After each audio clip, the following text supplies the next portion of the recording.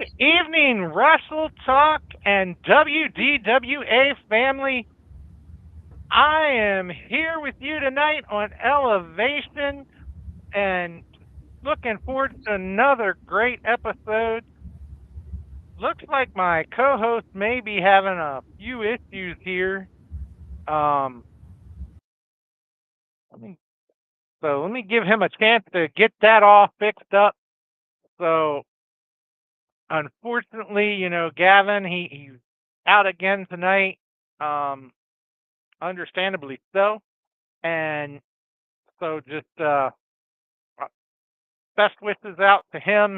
He's got a lot going on here. So just got the one and only dashing Donnie Diablo filling in, and just looking forward to another great show tonight. And we have Legion on with at least two members. Third one is unfortunately I don't think is able to make it, but we will have two members of Legion. What? Um,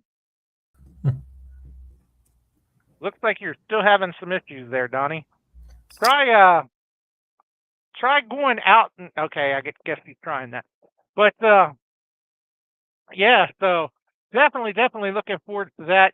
And you know, we had a great show again this past weekend, and so hopefully you were there for it, and just looking forward to going through this show with you guys.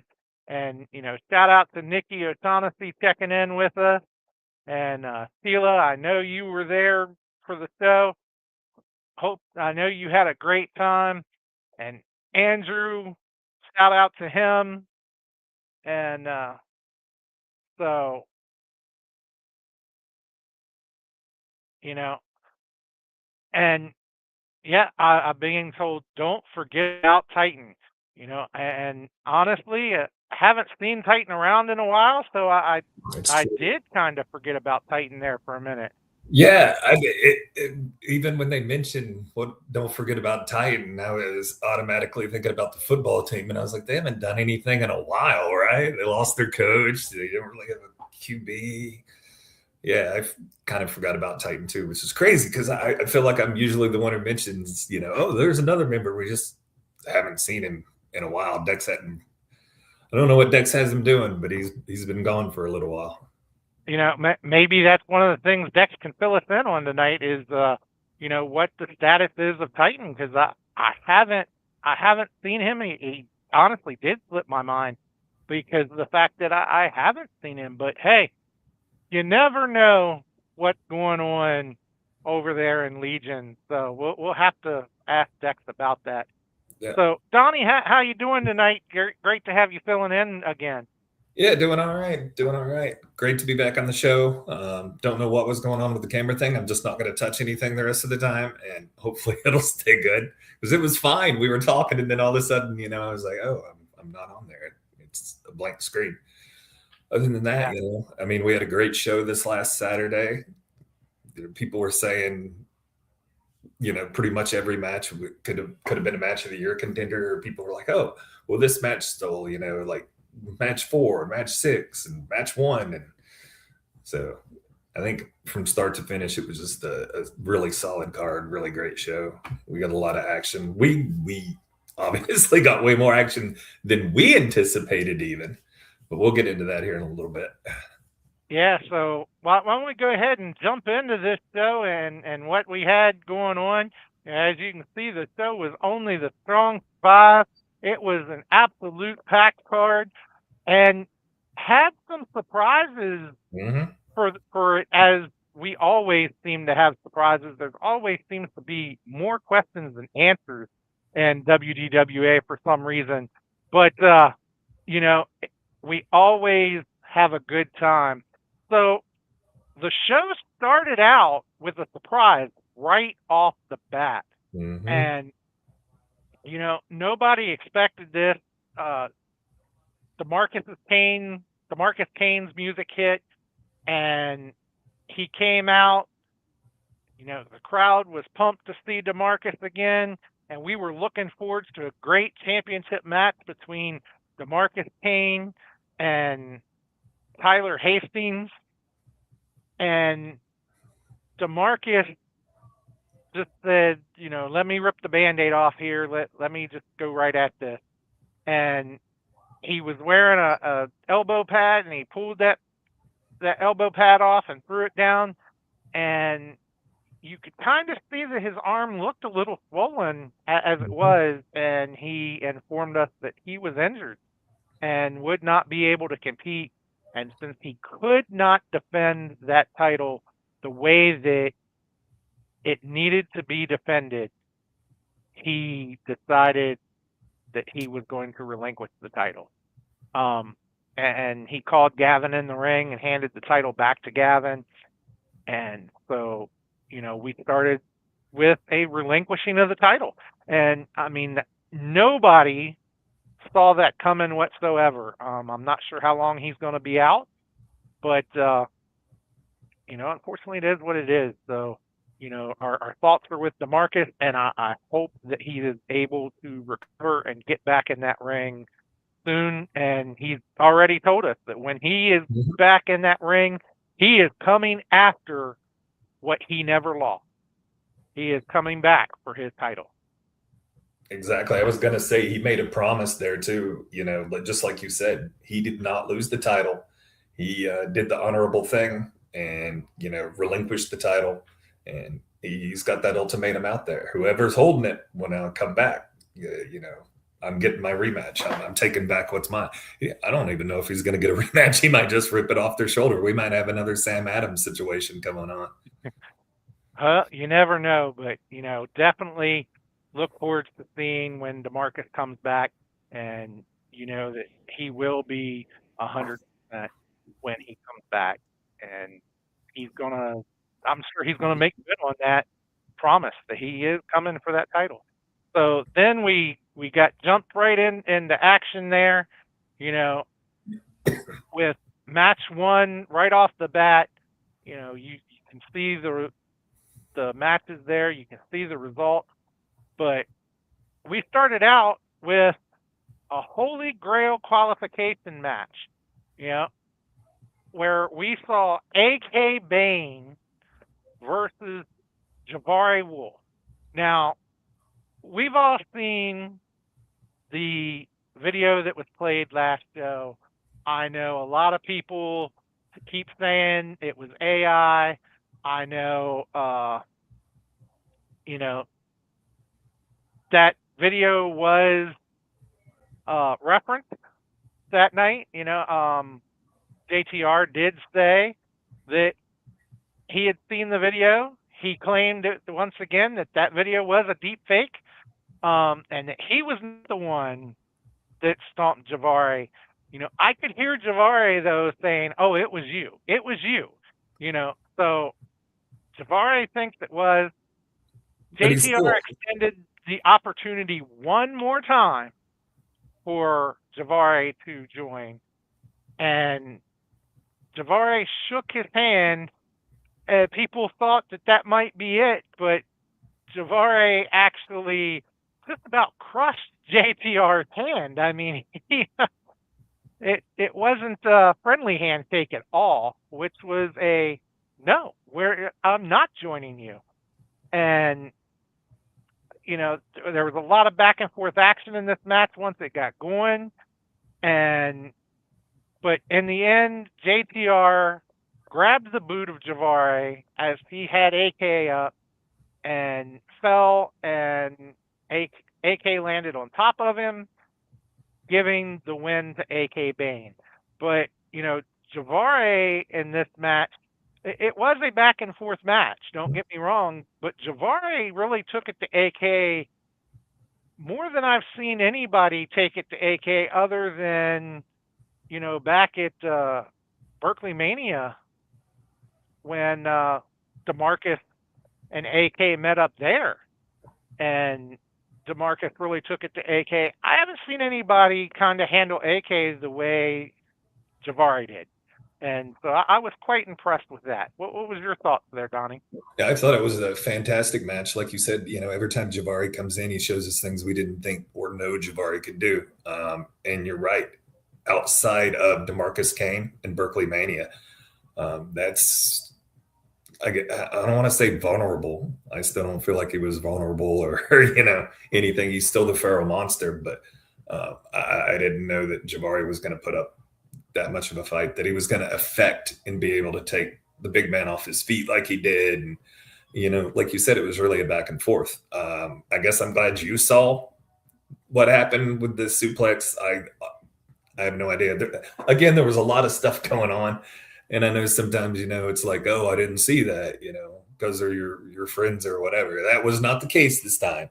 I didn't see it because there was so much going on in front of us. I could not see around it. So all I saw was, okay, well, AK's up in a suplex, and that's it.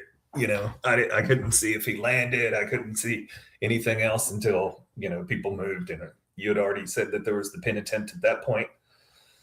So, I guess I'll watch it on Frontline. So I'll be able to see on Frontline, hopefully clear, that maybe JTR did do that. Regardless, AK Bane is moving on in the Holy Grail tournament. Yeah, and that's exactly all that really matters at the end of the day. And, but after. And don't forget, they still have the. After that. I was going to say, they still have. Mm-hmm. And the 3 count. AK's moving on. There's no two ways about it. But Javari, he voiced his opinions to the referee about what had happened. And, there was nothing Danica could do because she didn't see it. But Javari turned around and he landed a heck of a spear on AK Bane. Just about speared him, right through the ring almost. And I've never seen anybody spear AK the way that Javari did. Now it looks like you're having some issues. Can you hear me? Let us know what happened. I can, yes. Okay. But yeah. I don't know if so that I didn't know if that was me or you, so I was asking people in the comments. But yeah, that post match was quite interesting to see. So it's definitely going to be interesting in the Holy Grail, because we actually had 3 people qualify for the Holy Grail, but we'll talk about that a little bit more. But the Holy Grail is really shaping up there. Mm-hmm. And then we went into match 2. We got some ladies action there with match 2. Excuse me. We saw Sis Sasaki taking on Lady Glory. Lady Glory has been quite impressive since she has come to WDWA and since we've seen her stepping in the ring. So I'll hand that to her. She has been impressive. We've seen her using that submission move and really working on people's arms and stuff. And she tried that with Sasaki, but she never quite got everything locked in the way that she needed to get that. And then, once again, it was one heck of a match between these two. A lot of action there. But at the end, you heard the music of our tag champs hit. They came walking out, but they only came out through the curtain. They didn't come to the ring. They didn't actually interfere in the match. That's the thing. And, UCK's, their attention went to the curtain.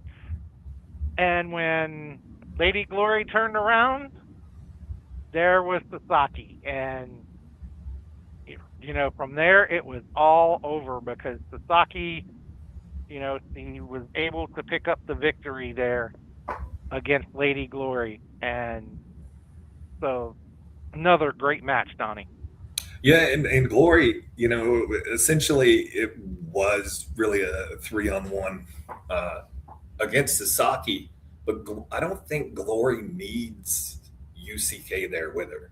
She's proven so far, time and time again, that she can compete with anyone out there. That she's not afraid to go hands on with anyone, even the likes of Clay Jacob.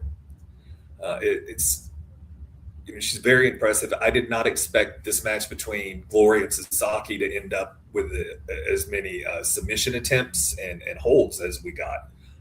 That was a new one as well. But Glory put up a fight, but you don't sleep on Sis Sasaki unless Sis Sasaki puts you to sleep, and that's what ended up happening. You can't turn your back on her, and she was definitely not incapacitated enough to not figure something out there. She knew. She was waiting for her to turn around. She hit her, with that splash, and that was all she wrote.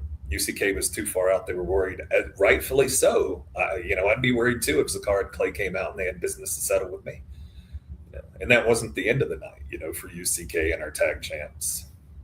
No, not at all. And I'm sure that we still, even after the things that'll happen later on, I don't think we've seen the end of UCK and our tag camps. We've not seen the end of that whole thing yet by a long shot, because there's still a lot of friction and a lot of beef there to be settled. But then we went into some more Holy Grail action, with another Holy Grail qualifier where we actually saw Sean Cannon against Tommy Vex. And, we all know that in the Mid Atlantic Championship match, Tommy Vex is the one that came back out after being eliminated and drew the attention of Sean Cannon and, cost Cannon that match. So, that's kind of how we got set up here to this Holy Grail qualifier. And there again, there was just so much great action throughout the whole night. And, Tommy Vex started out with a list of why Sean Cannon stinks. Um, and there was quite some things on there that were quite hilarious, and some that Cannon seemed to take quite personal. Mm-hmm. Just like when he told him that one thing that makes him stink is the fact that his father didn't return, and so Sean didn't seem to like that one too much. He seemed to take that a little personal, and so I think Sean had enough of the playtime, and he really took to Tommy Vex. But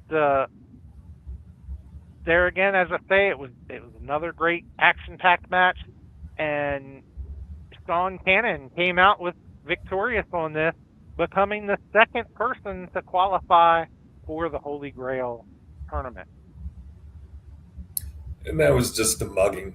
Like, I get it, Tommy, but I don't get it. Why'd you make a list up? Why'd you come out? And the first thing you chose to do was piss off Sean Cannon. Not a good move. And now, obviously, that's not a good move because he severely took it out on you. So Cannon does. He qualifies and moves on. So that's Cannon and Bane so far. I think we need 5 more people to qualify. At least, yeah. So, I mean, it was a great match, and uh, as I just put up there a minute ago, it was mentioned about $20. Tommy Vex was practically pimping his mom out there. People started asking for his mom's number, and he said, "I'll give it to you, $20 for anybody who wants the number." Yeah, it was a good, entertaining match, but in the end, Sean Cannon was able to come away with the victory on that one. So So Billy Bowers is saying the list is hanging on his wall. I was going to say I wanted to get further down the list. I wanted to know, what was that? Do you remember what number he said? Wasn't it like 1,001 reasons or something like that? And we got to like maybe seven. I wanted to see the rest of the list. So Billy's got it, man. You should have shared. Yeah, Billy did find the list as we were cleaning up that night, and he ended up taking it home with him. But w- we did read it. I don't remember what all was on it, but we did read the list. Yeah, I So don't it was quite the lengthy list. So I'm definitely going to. Billy may have to share that list at a later date. Maybe he take a picture of it and post it online for everybody to read. There you go. Uh, So, but then we went into a 6-on-6 elimination style match. You know, and this match, there was so much on both sides of this match. And so many feuds between the two sides. And one team you had Legion, both Wraith and our guest tonight, Phoenix, were both there. And we had Victor Jones. We had both members of UCK was there, Chulo Montana, and of course they had Lady Glory and Dex both Mhm. on the outside there. And then on the other side of the ring, we had the Sigma male Stephen Forte with the outlaw Bo Ross, Axel Crow, Y Keys, the Exiles Zakar Shaw, and Clay Jacobs. Both sides were actually really good teams, Mhm. and this match was full of more action yet, and they all just went at it before the bell even sounded. They just went at each other and was just beating the hell out of each other. And finally, we ended up with two people in the ring. The match got going, and sometimes there were tags in and out like they were supposed to be. Sometimes we weren't sure who was supposed to be legal. But, you know, it was a great match. But we ended up seeing where Sean Phoenix was the first to be eliminated, and he was eliminated by Axel Crow, ironically, with all the Mhm. all the animosity there between the two of them. Axel got to be the one to eliminate him. But then Axel was the second to be eliminated, and Rafe was the one to eliminate Axel. And then I believe Rafe was eliminated next after that. And then you had Stephen Forte eliminated. You had Vic Jones. He actually got disqualified in this match because in this match you could be disqualified, you could be counted out, you could lose by pinfall or submission. So all rules applied, and we actually saw Vic, who is no longer the cake boss. He is just simply Vic.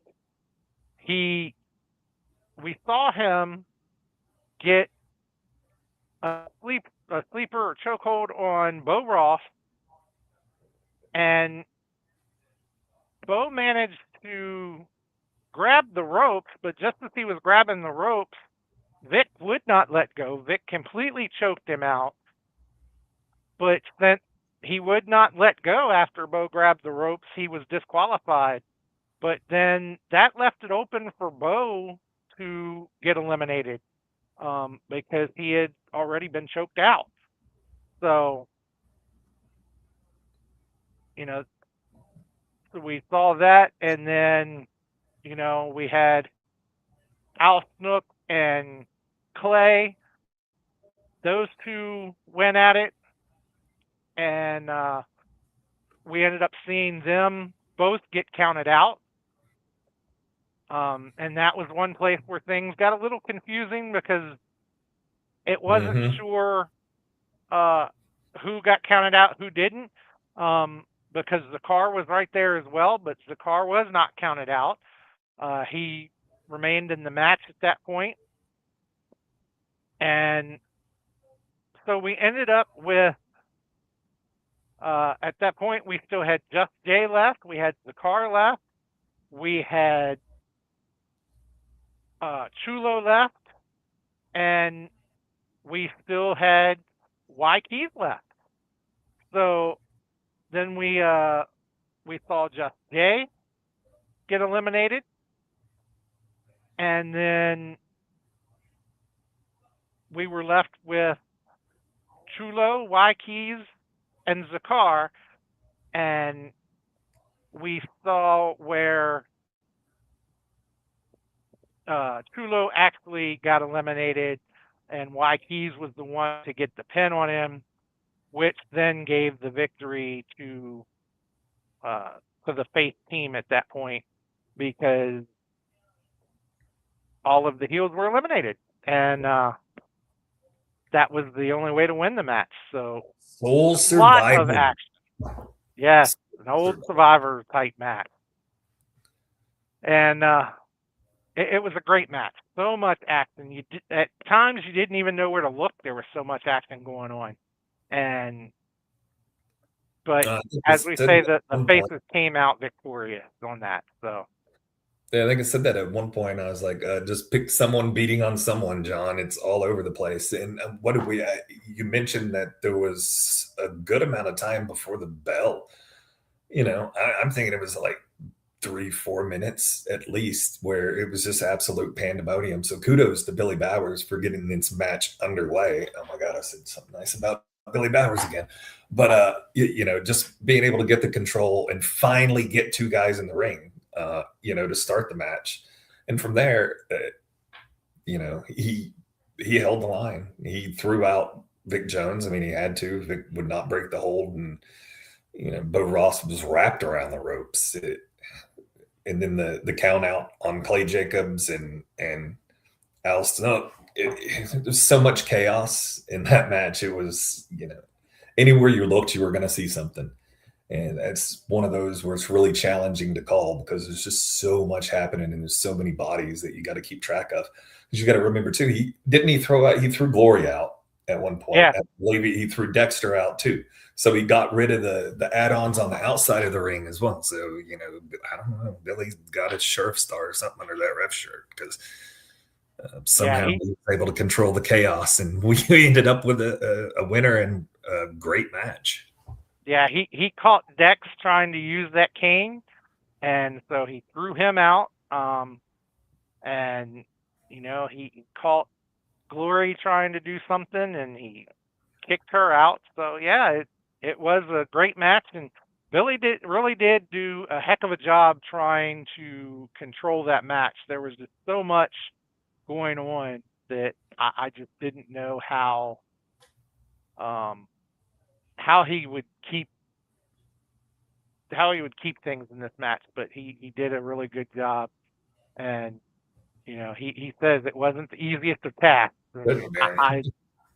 I can believe that because just look at the relationships and that you have on both sides. So we essentially had a reunion of Supremacy in there. At one point, 4 members of Supremacy were standing there, looking at each other, I guess, determining who was going to hit who first. Minus Austin Kingsley, that was, all the Supremacy there. We know the history between UCK. We've already talked about it tonight. UCK and our tag champs. And then Axel Crow and Legion.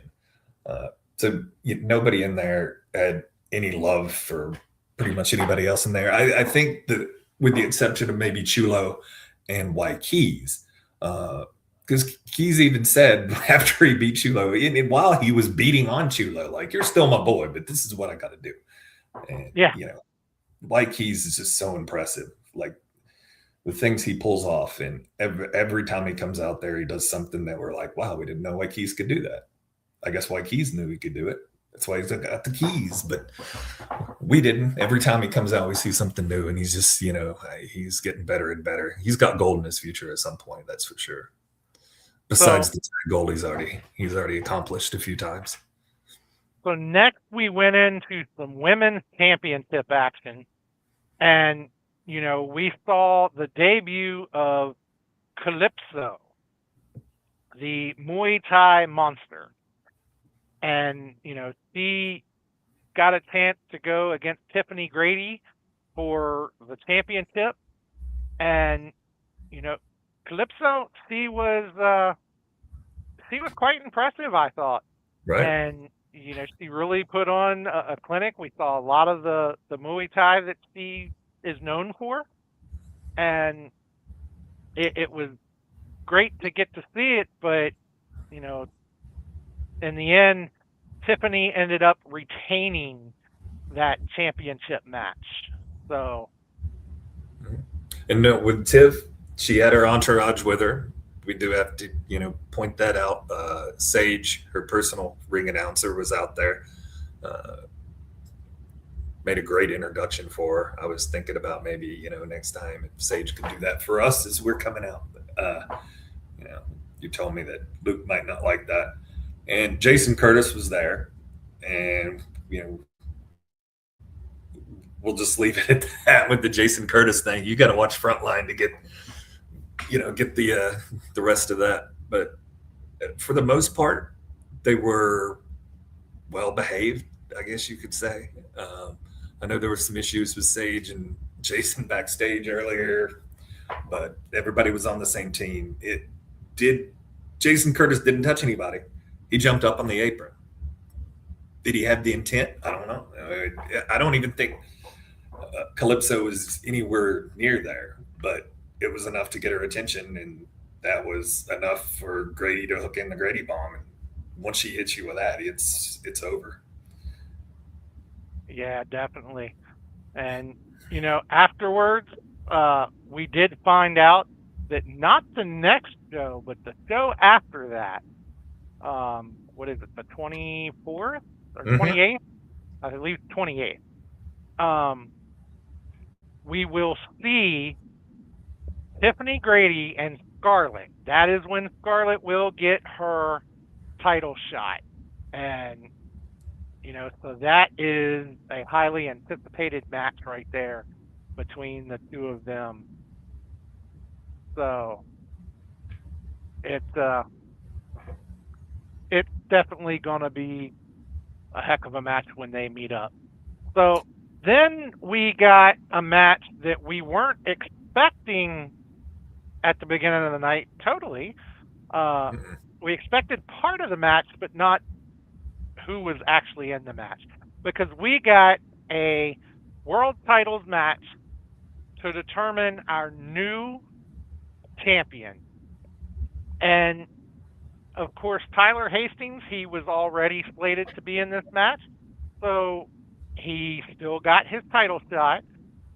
But this was against Mr. Grimm. Wow. A lot of people thought that Mr. Grimm was going to walk in there and just completely decimate Tyler Hastings. And, it wouldn't have surprised me had that happened. Wouldn't have surprised me at all. I mean, don't get me wrong, Tyler can be a tough competitor, but it's Mr. Grimm. Who can't he decimate, But that's not what we saw. That is not what happened at all. The surprise the surprise lies in what we did see. Exactly, because Tyler Hastings really took it to Mr. Grimm in this match. He was quite aggressive. He was more aggressive than I have ever seen Tyler Hastings. And he literally took Mr. Grimm all over the place. I Mm-hmm. mean, and Billy, he he was great. He gave leeway, and it really needed to be given. And it was partially because he was checking on Mr. Grimm, which is more important than you know counting somebody out, and partially because it was a title match, and who wants to see a title match end in a countout? So he did give a little leeway there, and so he took Mr. Tyler took Mr. Grimm all around the outside. He slammed him into every corner post and then put him through our announce table. Um, you know, I know I haven't been announcing too awfully long, but you know, that's something this was a first for me. You've been doing this a lot longer than I have, Donnie. I don't know how many Definitely, times, if ever, you've had that happen, but definitely not the first for me. First time in WDWA for me that's happened. But Chris can, Chris Zane, I saw him in the chat over here. One of my old broadcast partners back at Covey. He can tell you we had plenty of tables broke. I had people thrown on me to take me out, tables flipped, depending on where we were. Not so much at the sportatorium because you had to go upstairs to get to us. We had this old crow's nest over there. But I think most people were kind of scared to climb all the way up there. There wasn't a lot of room. And I don't know that it would have actually supported three bodies. So it's glad nobody really tried. I think John Green came up there once. Fortunately, security got him down before he could get his hands on me because I know he wanted to murder me that night. He told me as much. He might have wrote a but, book about it at this point. I'm not sure. but But yeah, yeah, that definitely. In the end, we saw Mr. Grimm come out victorious, and Mr. Grimm is now our new WDWA World Heavyweight Champion, and that makes the fifth belt that Mr. Grimm is now holding. So, but awesome match, and just I don't know how Grimm was able to continue through everything he went through. There were questions on if he could or not, so many times. but I was going to say that. So many times there were people saying, it's over, it's done. Kelly herself at one point was over at the table. We're trying to, hold what's left of our table. Um, Move the broadcast equipment. She's holding up Graham. Billy's holding up Graham. Gavin had got over there finally at one point, but there was a lot of, and you had mentioned Billy checking on Graham. Because I still believe he was concussed way before he hit the fourth pole or the third pole, way before he went through our table. Just, with some of the things that happened on the other end of the ring. I don't know that the match should have continued. Do I think it should have been stopped? Probably. Just because of what we were, what we saw and heard and witnessed up close. But in the end, I still think Grimm was concussed, but he pulled it out. He's got 5 belts now, and can you imagine if Grimm holds that belt till DeMarcus Kane comes back? Can you imagine the battle between Grimm and DeMarcus Kane? But you have to think too. We've still got a Holy Grail holder out there in Austin Kingsley, so he can cash in. But is he really? He's already faced Mr. Grimm. Does he want to face Graham again when that title's on the line? When any of those titles? So and Tyler, after everything was over, Tyler actually told me at one point, if you remember, Tyler looked over and he kept yelling at me, "Tell them I am the guy with the supply." And I never said it. You did, but I did not. because he is, And and he's proven it. He was held off for so long. I get it, and I've talked about it. The match should have been stopped, which means Tyler Hastings should have been the champ. Nobody wanted, I guess, to see it stop, but for Grimm's safety, it should have happened. Yes, Grimm ended up winning the match somehow, although concussed or whatever was wrong with it. But what but Hastings but did to yeah, that man is illegal. I, Tyler actually told me he put Grim through our announce table because it was my fault because it was not said quick enough. So that's why he put him through our announce table. Well, it makes sense. I mean, we were just trying to get get through the broadcast at that point. So, but then after that great match, we actually went into our main event of the night where we saw CEO and the president of South Berkeley Fire Hall, Steve Sowers, versus Money and Power, Jerry Jeremiah and JTR. And a lot of people had questions about Steve. A lot of people wondered, is Steve really ready for this? Can Steve really hold his own when he steps in that ring? You know, he's never been in a wrestling match before. He is not a trained professional wrestler like the others. So, how is he going to react? How is this going to work? But Steve put all the doubters out, because he really was able to hold his own. He was never showed any fear at all, and he told me once before I said something about Steve being scared or something, and he told me, I am not scared, and I'll tell you that right now. So he wanted to show he was not scared, and he sure did. He showed that, he did get in the ring with Jerry Jeremiah, and with no hesitation, he got in the ring, got his hands on JTR. Of course, now both of them did get their hands on Steve as well, and at one point they had the ring cut off, and they were beating down on CEO. And Steve couldn't get in there, but you could see the frustration on Steve's face. And it managed to really get to the point where when Steve did get in, he let him know he wasn't happy about the fact that he couldn't get in there and what they had done. But it was one heck of a match. And in the end, we actually saw CEO and Steve come out with the victory in the end here. And, there were stipulations in place.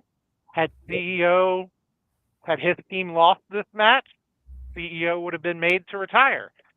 If Money and Power had interfered in this match, which we did see AK Bane come out, but he did not interfere because JTR kind of held him back and said, no, do not interfere. No, don't do this, because had he interfered, JTR was fired. And, of course, the winner of this match got the Holy Grail, a Holy Grail entry. Now, that was for Jerry Jeremiah if his team won, or for CEO if his team won. And so CEO is moving on in the Holy Grail tournament to make our third Holy Grail entrance. So, there's our 3 Holy Grail participants so far that have qualified this past Saturday night. And, it was an absolutely great show. But, what were your thoughts on this match? It was a great show. And again, what do they say, about plans? I think JTR and Jerry came in with a great plan. And for a while, that plan was executed to perfection. Beat on CEO, take CEO effectively out of the match. They worked on the knee and the leg of CEO repeatedly. Jerry Jeremiah locked in the figure 4 at one point, was able to get reversed, but he was in that figure 4 for a very long time. And again, that was part of the frustration that Steve had. Steve kept trying to get in and to do something or break something up, and he obviously was getting caught every time. He's a big guy. You're going to see him try to come in. So the ref was right on top of that. And, that gave Jeremiah and JTR plenty of opportunity to keep working on that leg, locking in submissions, just beating them to the point where towards the end of the match, and even afterwards, you saw CEO have to limp back to the back. He was barely able to put any weight on that leg whatsoever. So it was a great plan until you factor in that Steve actually knows how to fight. Like he's not a trained wrestler. We got that. I mean, I think he had went through some training and everything, for a few weeks or whatever over at the academy to know how to, prepare and kind of things to do in the match. But, for him to come in there and be able to actually, he backed up what he said he was going to do. He told us what he was going to do. I don't know who believed him, but he just went out there and proved it. And I like what somebody said that Kingsley should have cashed in and became the new fire chief. But if you were watching the same match I was watching, I don't know. I might have cashed in on Grim instead of Steve. Steve was still fired up at the end of that match, and even afterwards, back in the back. Like, I don't think I would cash in on Steve. He can keep the fire chief as long as he wants to. Well, and of course he's not chief; he's president. But Right. it definitely would be interesting. And then after the match, when the match was over and Steve and CEO were announced as the winners, there seemed to be a little tension outside between AK Bane and JTR, because like I said, Bane wanted to jump in. Bane wanted to assert himself into this match, but JTR wisely kept saying, no, you can't do this. Go to the back. We've got this. And that's because he would have been fired if he had. And so, but they didn't exactly seem to be on the same page. Now, is there some confusion there, or is there frustrations there, or exactly what's going on there? I don't know. But definitely something to keep an eye on in the future, because it didn't look good when they walked out. It didn't look like they were on the same page at all. But no, but that can just be, it's AK Bane. He's the feral monster for a reason. He's feral. He wants to hurt people. He wants to get involved. And, when he sees things aren't really going, well for his guys at that point, he knew he could go in and do something about it.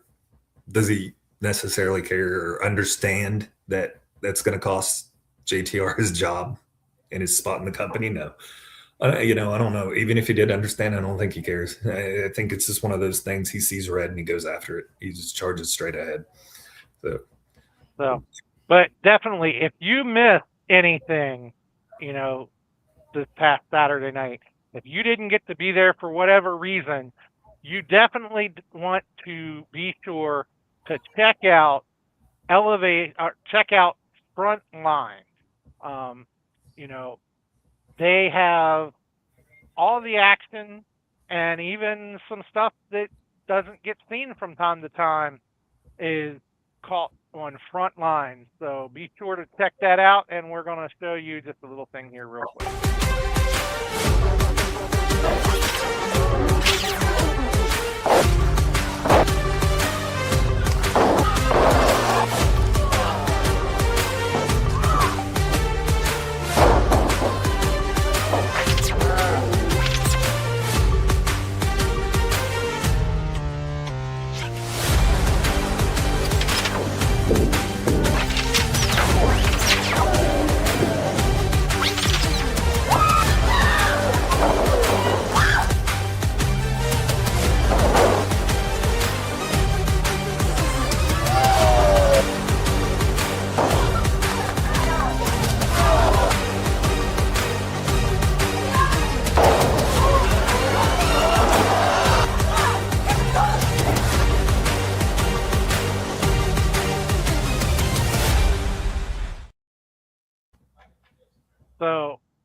definitely check out Frontline every Thursday, 8 p.m. on YouTube, youtube.com/Wild Patriot 22. Catch up on all the action that you may have missed. It Juan does a great job putting that together. And like I say, he catches things in the back that we may not see. And so definitely check it out there. So, all right. We've gone through all the action that it has happened.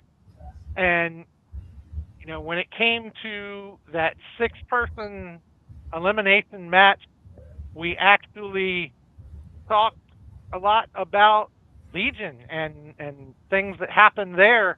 And so our guests tonight, they are ready to come on. So at this time, I would like to welcome to the program 2 of the members of Legion. Please welcome Dex and Phoenix, ladies and gentlemen. Welcome, gentlemen, to the program. Thank you for having us. It's your privilege. It is. I would have to agree with you, Dex. So, Dex, I know one question that a lot of people have on their minds when it comes to Legion. You have Wraith there on with Legion, and a lot of people want to know, has Wraith had his rabies shot? Because we're just not sure. He seems like a rabid dog when he's in there. So has he had his rabies shot? I mean, his exuberance for total annihilation of his opponents should not be confused with rabies. Just because he's rabid. We had wrestlers in the past that people used to call him rabid, right? Well, I just know that's been thrown out there many times. So I just thought I'd try to get the answer for him. Well, I mean, I'll answer any questions that make any sense, but when you start talking about rabies and my personal confidant in Wraith, Legion bows to no one. Now, one question that was posed earlier that you may be able to give us an answer to is, I may have misspoken earlier. I mentioned that, 2 of the 3 members of Legion would be present, and I was reminded of Titan. And we have not seen Titan in a while. So is Titan still around? Is he still a member of Legion? And if so, where has Titan been? Titan is on a side quest. I have sent him to a faraway nation, whereas he is doing my bidding in another country. Okay, well, like I say, we hadn't seen him around in a while, so I honestly forgot that he was a member of Legion and that he was there because we hadn't seen him. But now that we've been reminded of that, so it's good to know. His soul travels with me daily. His soul is with me and Legion every show we partake in. His physical body is where it shall be. How could you possibly forget one of the most formidable opponents in WDWA history? He's right. I don't know how anyone could forget Titan. That's why I mentioned Titan earlier. Thank you. So I like your last name, Diablo. Right? Yeah. See, I even gave up wearing the red and black suits for you, man. I was like, hey, I'll give up my look for a little while. Much respect. So, Donnie, would you like to ask any questions here? Yeah, absolutely. I mean, we've seen Legion go after whoever, and lately it seems it's either Big Money Inc. or some version of Big Money Inc. or Axel Crow and trying to make Crow pay for not choosing to join Legion. But then I don't know that your target was actually Crow. I want to believe that your target was Phoenix, which you delivered, and it wasn't actually Crow to begin with. I can tell you this much.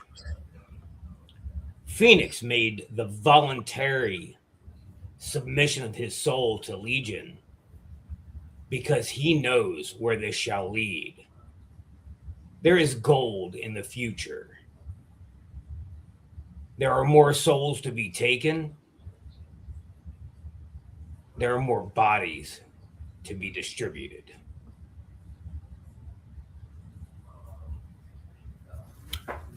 Well, you mentioned Crow could have made the decision to join, but the question is, would I have accepted it?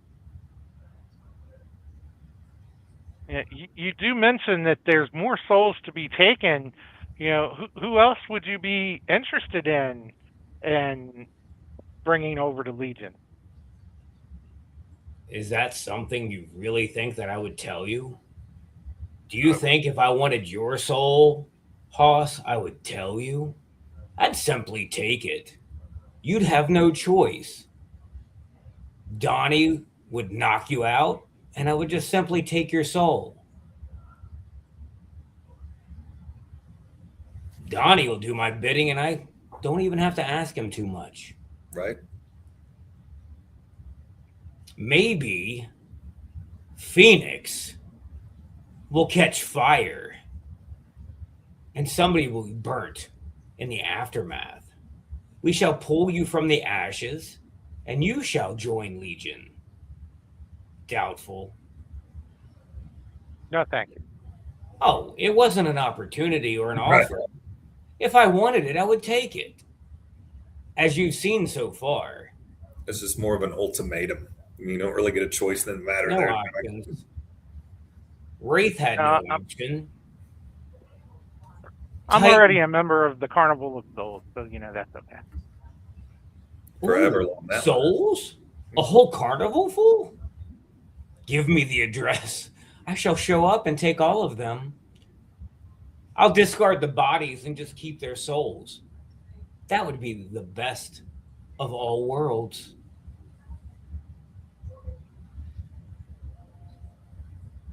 You know, Phoenix has been kind of quiet over there, which worries me.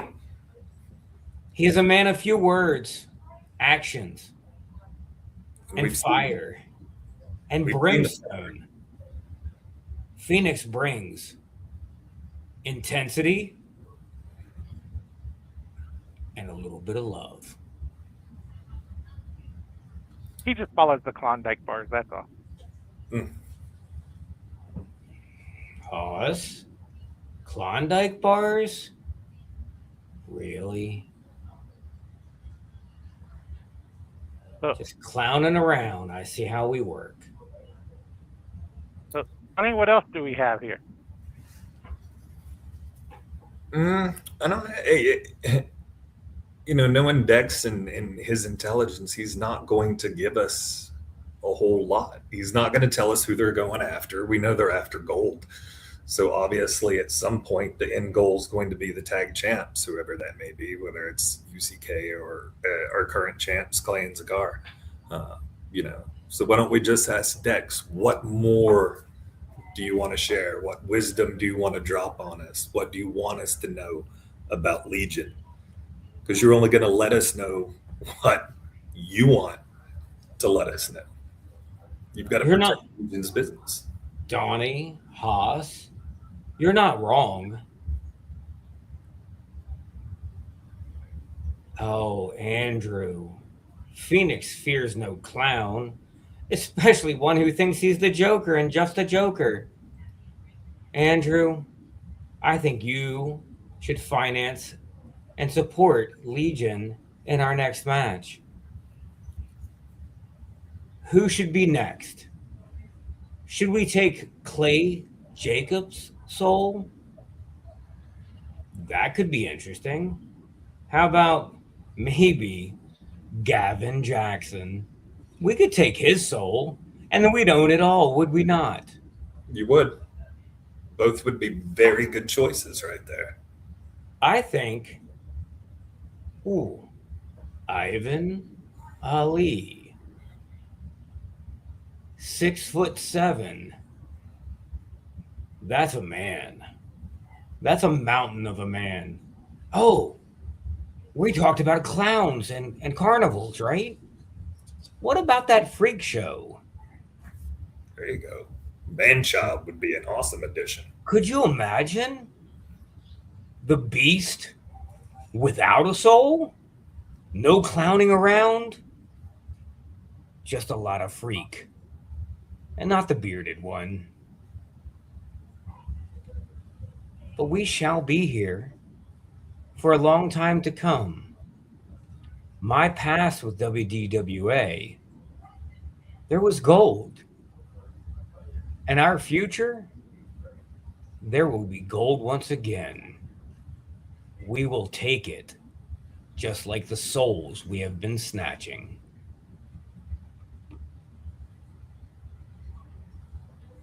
Words of wisdom from Dex himself in Legion. I think you've forgiven us a peek behind the veil that is Legion, kind of letting out, what if, all these what ifs that you provided us with, and they're all amazing to think about. Gavin Jackson being part of Legion, Manchild being unstoppable and part of Legion. I mean, I think that would make for some great viewing, some great matches. I would look forward to seeing it. I would definitely pay for that. I think all the people that are commenting over there want to see the same thing. What Legion's going to do next? Party McFly.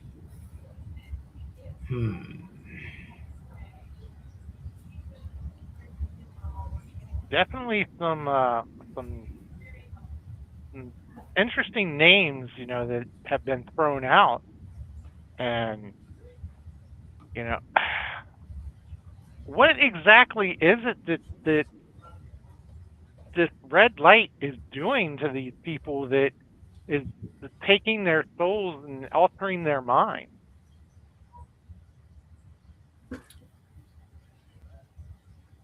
The aura that I'm able to produce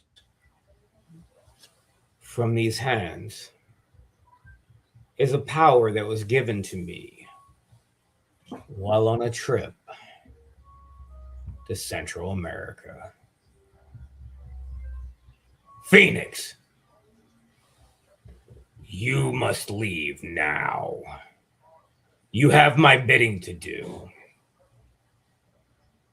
As you can see, the power goes way beyond the red light. It's not easy being me. You envy the power that I offer.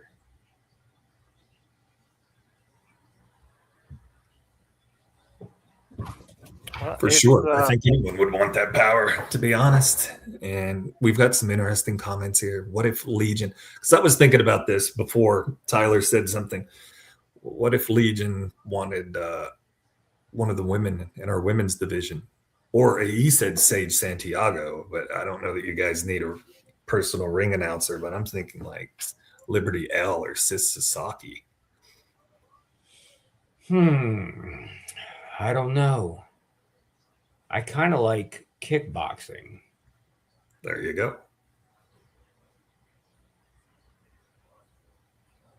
There have been some interesting females that have come out recently, especially with the all women's show.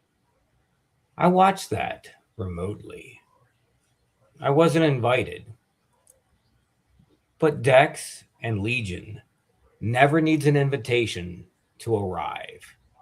We will be there when we want to be there, and we will take control of the situation and the souls that we want to. And we've seen it. We've seen it happen. We've seen it a lot. I mean, we haven't seen the lights go out. We haven't seen the red light come on in a while, but you've alluded to souls that you might have your eye on, that you could take at any time. So I don't think there's any stopping Legion. I think Dex does what he wants to do, and he's shown us that he does what he wants to do. And you can. What I'm disappointed in is that Billy Bowers thinks he really has power. He did not catch me doing anything. He eliminated me because he had this fictitious power given to him by black and white stripes that he wears. The red can control anyone. Could I control a referee? And would he be allowed to continue to be a referee? That is a question for tomorrow. That which is I'll not answer today. No, I think that's a good question. But if you take Billy, I think we should change it up to red and black stripes. I agree, but Billy might not be the option. He has some sort of power that has gone to his head that makes no sense. And we're definitely not going with Joe. No. Joe is scared of his own shadow. He's really scared of Wraith. I don't know why. Wraith is such a lovable person. Mm-hmm. Soulless, but lovable. And a few of the fans have the same reaction to Wraith, and I don't get it either. They say horrible things about him, hence the rabies question earlier. The things That's terrible, Hoss. Why would you follow up? Why would you follow that up? It's crazy. You believe the West Virginia ringside watchers to know anything about rabies other than their own dogs having it? I just had to ask if the fans want to know, and so I had to try to get the answer for them. Cockroaches in trailer parks. I get it. Mm. I'm just a man of the people. What can I say? So do you live in a double wide, Hoss? No. Okay. I have a house, not a double wide. That's amazing. I figured a man with your distinguished voice and career would definitely have a house, maybe a mansion. I don't know. For sure. Looking at some of the comments in here, though. Oh, my goodness. Who whipped the dog's butt? Bo Ross. Who whipped Bo Ross repeatedly before that ambulance match? I can tell you somebody that whooped Bo Ross. You're looking at him.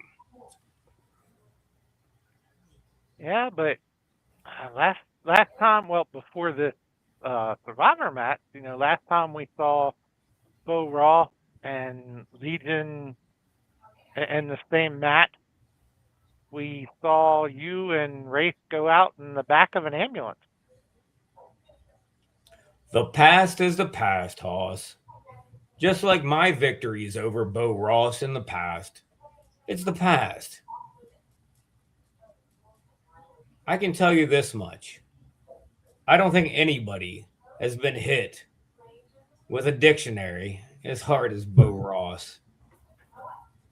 It left a nice square red mark right across his face.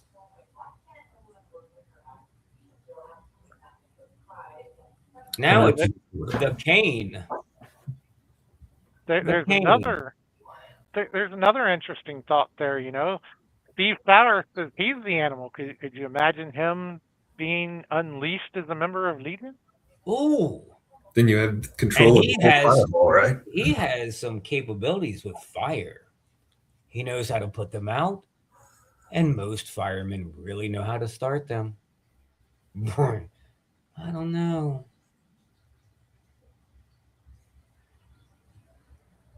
So we're getting a lot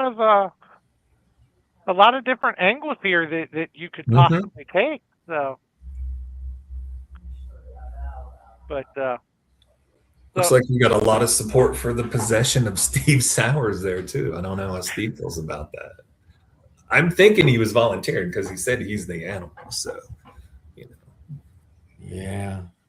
The question is, does he want to take a rabies shot? But so, and anything else that you would like to leave us with here, before we part ways or anything? Sure. Just remember this. No matter how well you protect your soul, say your prayers, fiddle with your rosary, bow to Allah, worship Buddha. If I want your soul, if Legion wants you, we will take your soul and control your earth-bound body forever. But one more thing I do have to get your thoughts on is I was past this today, and I don't know that it's been made public knowledge yet. But for our next show, I have it on very good authority that Legion will be in action at our next show, as we see a handicap match that will put Legion against Axel Crow. So obviously, this whole thing between Legion and Axel Crow is nowhere near over yet. And so, you know, what are your thoughts about a handicap match between Legion and Axel Crow? My thoughts?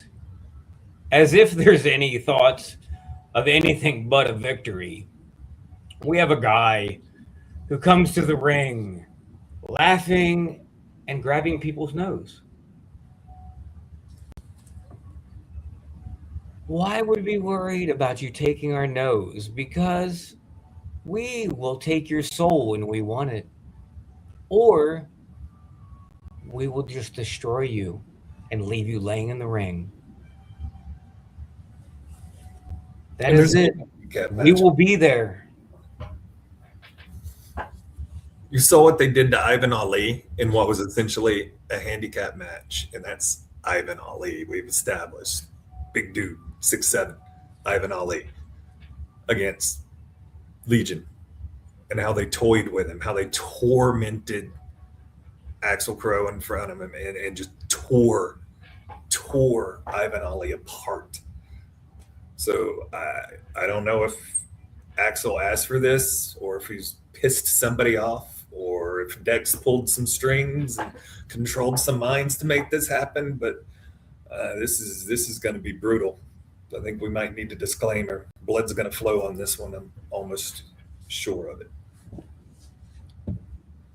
Well, I don't know. I've seen Axel do some really remarkable things, and I know that he has that axe to grind with Legion. And other than turning Legion down and saying he didn't want to be a member of Legion, I don't know why the hatred goes so deep between the two, but I definitely look forward to seeing this match. The funny part about that, Hoss, is you said there's hatred. We don't hate anybody. We are looking for our future. Legion is one, and we shall be one forever. No hatred needed. We just want souls.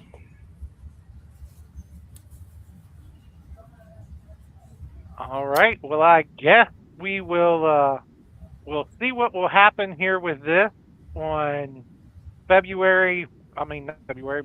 14th at South Berkeley Fire Hall, when we see this handicap match between two of the members of Legion and Axel Crow.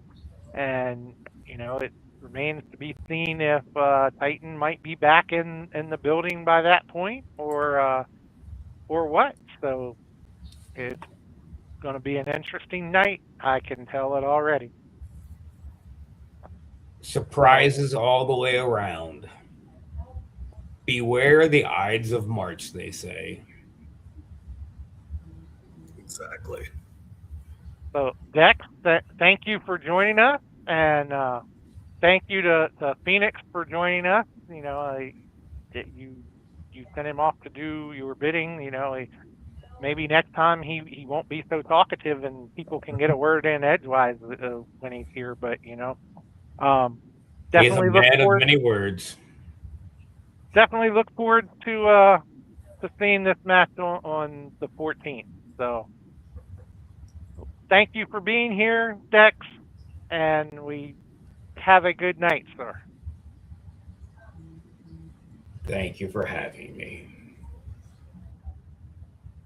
Dex was right. Wasn't it great to have him? That was awesome. A little chilling, a little cold now, but you know, it was great having Dex and just the insights he was able to give us. You know, a glimpse behind the curtain, if you will, things that are going on in Legion and the things that he's capable of, and we'll see what they have for. Once again, you know, we end up with more questions than we have answered. Always, it's just the nature of the game. So, you know, it's always great being here on Elevation, and it's always great to talk with the superstars and try to get some answers for our fans. Absolutely. But, speaking of talking to superstars, what do you got lined up for Wrestle Talk podcast? I know I tuned in and saw your show with Alex Taylor last Tuesday. Yeah, last Tuesday we had a great show with Alex Taylor. If you missed it, you know, go back, check it out. Unfortunately, I had some technical difficulties and was not able to make the show due to my technical difficulties. But hopefully, I have them all worked out now. I actually had to go out and get a new computer just to try to work out all my difficulties. But thank you, Jamie. But yeah, we've got another great show coming up Tuesday night.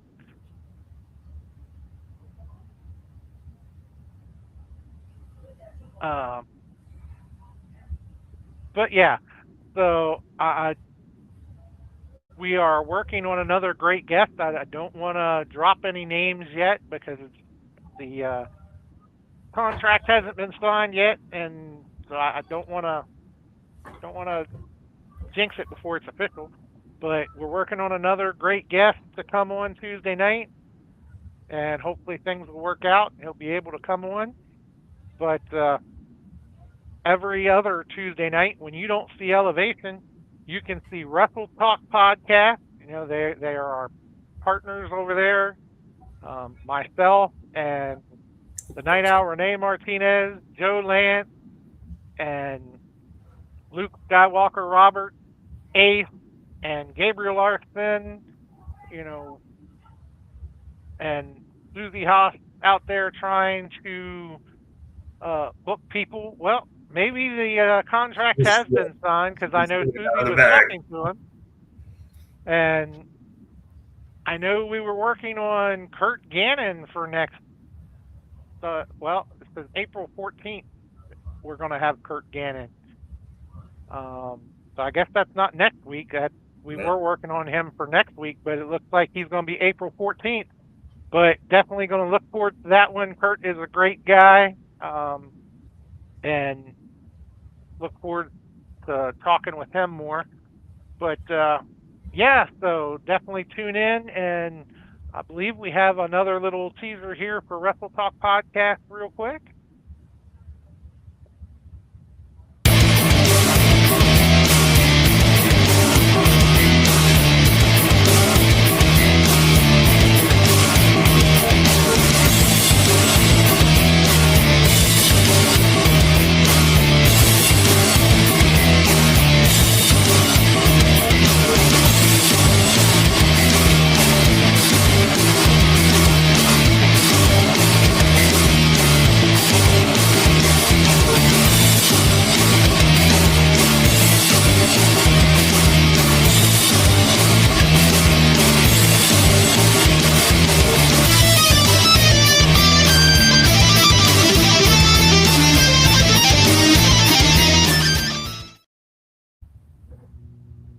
so tune in every other Tuesday night right here on Facebook, YouTube,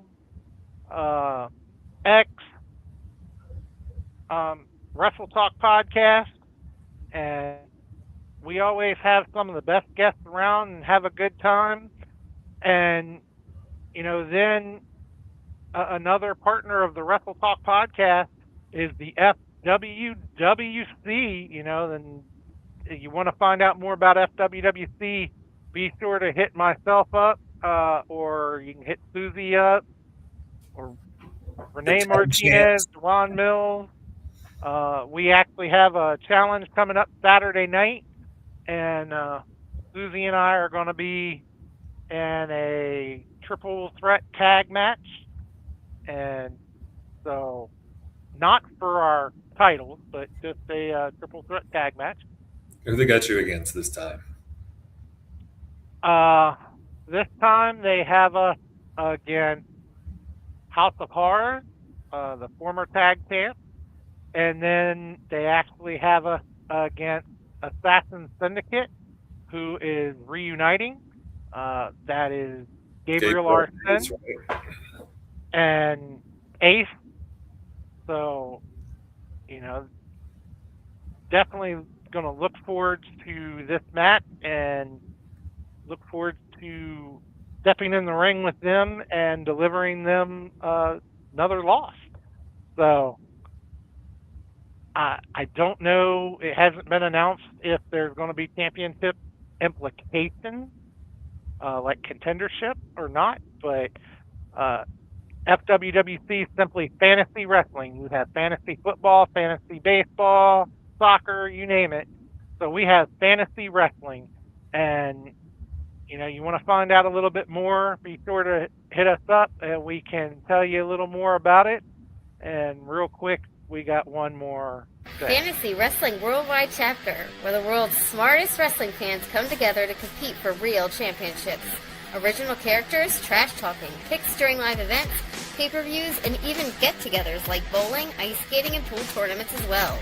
We have members from across the globe who will stop at nothing to climb to the top of the fantasy wrestling power rankings. Simply the best fantasy wrestling group in the world. Why? Because of you, the creative and active members of the Fantasy Wrestling Worldwide Chapter.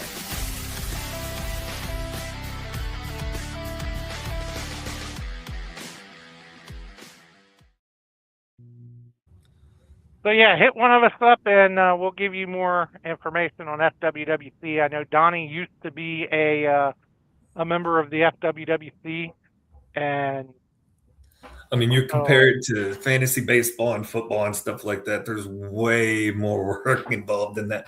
I mean, I guess maybe if you want to put that into it, but go to the page, check them out. Look at some of the promos and some of the videography that some of these guys do. They put a lot of time into this, and creating the story for everyone, and promoing against each other. I saw you just had one up, I think, a couple days ago on the page. I was watching it, so definitely a little more work than just setting your lineup on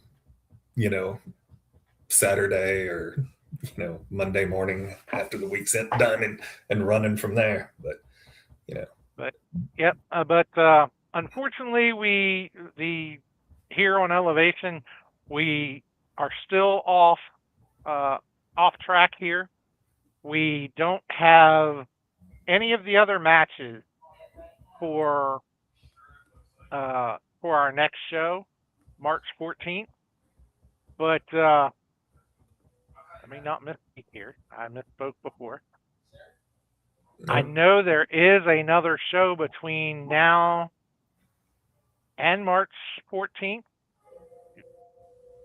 So we will have more information then.